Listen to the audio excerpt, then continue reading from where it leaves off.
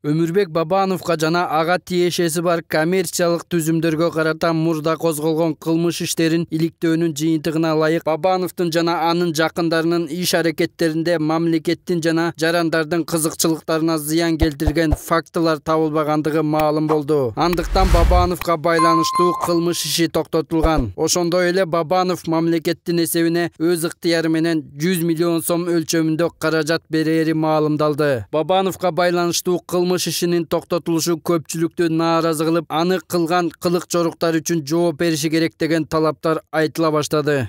Ушул өңдүү адамдардын, көп коррупционерлердин, Кыргызстандын рызкысын чачкан, Кыргызстандын келечегине өтө кооптулукту келтирген адамдар бул сот жообунда тартылыш керек эле да, мыйзам түрүндө жазасын алыш керек эле да.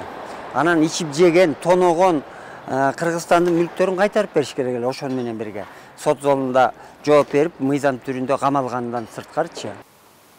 Өмүрбек Бабанов деген бар. 1 миллиард 800 миллион доллары бар экен.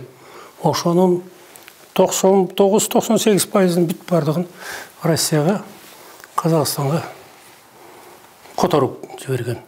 Демек Кыргызстандын экономикасы иштебейт. Кыргыз эл үчүн иштебейт ал миллиардтар. Ал эми Бабановго окшогондор кайдан чыккан? Ал баш министрдин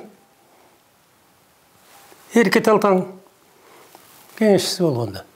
Жөнөкөй эле жаран өзүнүн кичинекей туура эмес кылган ишине да жооп бериш керек да. А Бабанов деген бул мамлекеттик деңгээлдеги адам туурабы? Канча ошол кыргызстандыктардын, кыргыз элинин жоопкерчилигин алып депутаттыкка барды. Ошондуктан Кыргызстандын келечеги үчүн ошолор төбөдө отурган чоңдордун бардыгы жоопкер да. Ар бир Кыргызстандын гражданины үчүн жоопкер. Бабанов деген баарын жеткен коррупционерлер. Ушундай кылганга только Кыргызстан эмес, дүйнө жүзү карап турат да.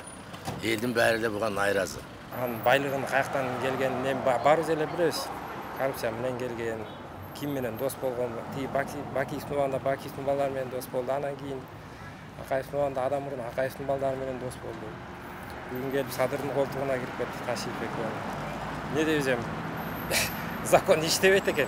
Эми ал ичкен жеген Кыргызстандын единственный миллиардердердин бири экен, анан эми бир мамлекеттин карызын деле бир жарымын жаап койсо болот да, 1-2 миллиард төлөп койсо доллар менен, сом менен эмес. Өмүрбек Бабанов Максим Бакиев менен ымала түзүп, мурдагы депутат Шарипа Садыбакасовага таандык банкты тартып алган деген маалыматтар бар. Эске салсак, мурдагы депутат Шарипа Садыбакасова Кыргызстан коммерциялык банкынын үлүшүн Бабанов мыйзамсыз тартып алганын коомчулукка жарыялаган. Шарипа эженики эле да Садыбакасова. Ал киши өмүр бою ошол түптөп, эмгегин ак дили менен өтөп ушундай келген банкты, бул даяр банкты тартып алды да. Тартып алганда да бул Максимдин жардамы менен, Бакиевдин. Керек болсо мен ал кишинин оозунан уктум да.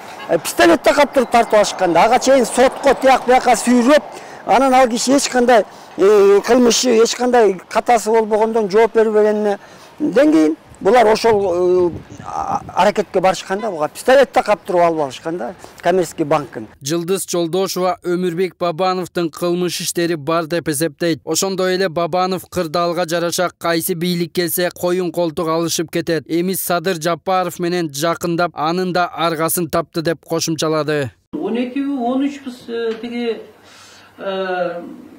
кылмыш иши бар экен Өмүрбек Бабанов.